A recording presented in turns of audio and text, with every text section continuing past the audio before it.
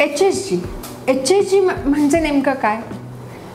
कारण HSG taste आपण करूयात असं म्हटल्या माझा पेशंट अगदी घाबरून जातो, कारण कुठून तरी ऐकलेलं असतं की HSG टेस्ट ही खूप पेनफुल आहे.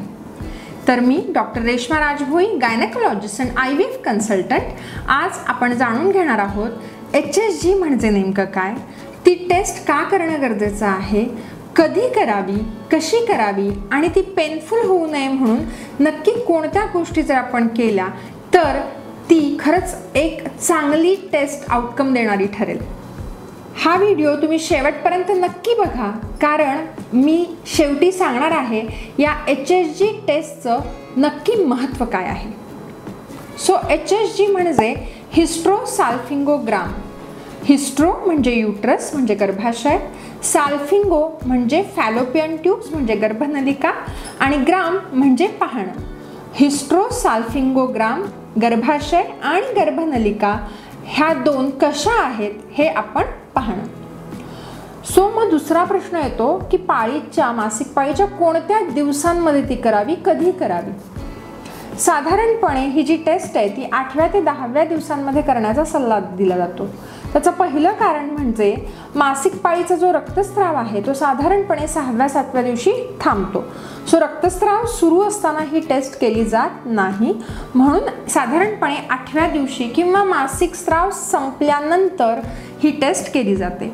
मग दुसरं एक खूप महत्त्वाची गोष्ट म्हणजे अंडबीज फुटण्याच्या आधी ही टेस्ट करणं गरजेचं आहे आणि साधारणपणे अंडबीज एक 14व्या दिवशी रप्चर होतं, अंडबीज ओव्ह्युलेशन ज्याला आपण म्हणतो. तर साधारणपणे 10व्या दिवसापर्यंत अंडबीज शक्यतो रप्चर होत नाही. त्याचं कारण म्हणजे जर ओव्ह्युलेशन नंतर आपण टेस्ट करतोय आणि जर प्रेग्नन्सी चुकून राहतीये तर गर्भाला रेडिएशन एक्सपोजर होऊ शकतं आणि त्याचे साईड इफेक्ट्स असू शकतात. म्हणून HSGची जी टेस्ट आहे ती 8व्या ते 10व्या दिवसामध्ये केली जाते. आता ती कशी केली जाते, नेमकी प्रोसिजर काय आहे. आपण जेव्हा HSG आता महिलेला सांगतो तेव्हा साधारणपणे HSG करण्याच्या पूर्वी 1 ते 2 तास खूप काही खायला दिलं जात नाही आणि अगदी हलका आहार घेऊन 1-2 तासाचा थोडासा गॅप ठेवून आपण त्यांना बोलवतो. एक साधंसं इंजेक्शन ॲट्रोपिन त्यांना आधी दिलं जातं प्रोसिजरच्या वेळी आणि त्याच्यानंतर प्रोसिजरला घेतलं जातं. याच्यामध्ये योनिमार्गाद्वारे एक स्पेक्युलम म्हणजे छोटासा कॅन्युला आतमध्ये टाकला जातो. हा थोडा डिस्कम्फर्ट देणारा प्रोसिजरमधला एक भाग समजा तुम्ही. पण साधारणपणे ट्रान्सव्हजनल सोनोग्राफी म्हणजे आतूनची सोनोग्राफी आधी केलेली असते बऱ्यापैकी. साधारणपणे तेवढाच डिस्कम्फर्ट जाणवतो, हे खूप पेनफुल असत नाही. दुसरा मुद्दा म्हणजे आजकाल जे डिस्पोजेबल कॅन्युलाज येतात, प्लास्टिक कॅन्युलाज जे येतात ते बऱ्यापैकी पेन कमी देतात. त्याच्यामुळे सोयीस्कररित्या आपण पेनकडे दुर्लक्ष केलेलं जास्त योग्य राहील. त्यानंतर गर्भाशयाच्या मुखातून म्हणजेच सर्विक्स मधून आपण एक डाय, युरोग्राफिन नावाचा साधारणपणे 20 मिलीलिटर डाय आपण आतमध्ये पुश करतो. जेव्हा तो डाय गर्भाशयामधून जात असतो, गर्भनलिकेमधून जात असतो, तेव्हा आपण एक्सरे घेतो.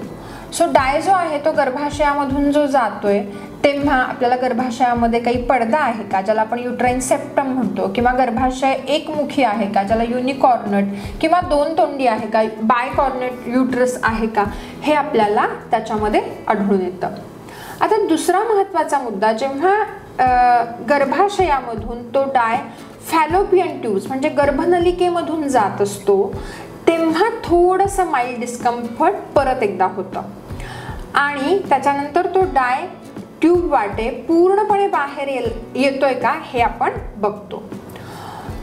ही जी पेन होणारी जी प्रोसिजर आहे, 2 ठिकाणी थोडा डिस्कम्फर्ट आहे, हे होऊ नये म्हणून आपण प्रोसिजरच्या आधी इंजेक्शन ॲट्रोपिन तर देतोच आहे, पण अँटीस्पाझमोडिकचं इंजेक्शन दिलं जातं किंवा अँटीस्पाझमोडिकची एखादी गोळी दिली जाते.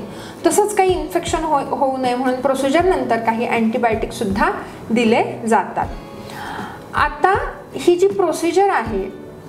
ही प्रोसिजर आपल्याला गर्भाशय, गर्भनलिका कशा पद्धतीने आहेत याचा प्राथमिक एक आपल्याला अंदाज देतात। सो मग आता आपण जाणून घेऊयात की HSGचं महत्त्व काय।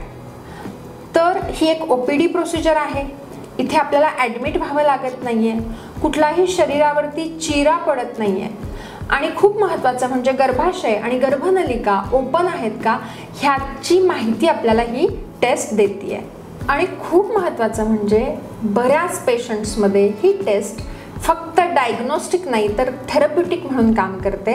जसं की ज्या गर्भनलिका आहेत त्यांच्यामध्ये जर काही छोटा मोठा डेब्रिस असेल तर तो डायमुळे तो वाहून जातो, निघून जातो आणि HSG नंतर बऱ्याच पेशंट्स नॅचरली कन्सीव्ह होतात। माझ्यासुद्धा बऱ्याच पेशंट HSGच्या टेस्ट नंतर कन्सीव्ह झालेले आहेत। So yes, definitely HSG minor discomfort देणारी जरी टेस्ट असेल तरीसुद्धा ते प्रेग्नन्सीकडे पुढे जाण्याचं एक पाऊल आहे, कारण निदान हे सर्वात महत्त्वाची आणि पहिली पायरी आहे आपण बाळाकडे जाण्यासाठी। धन्यवाद।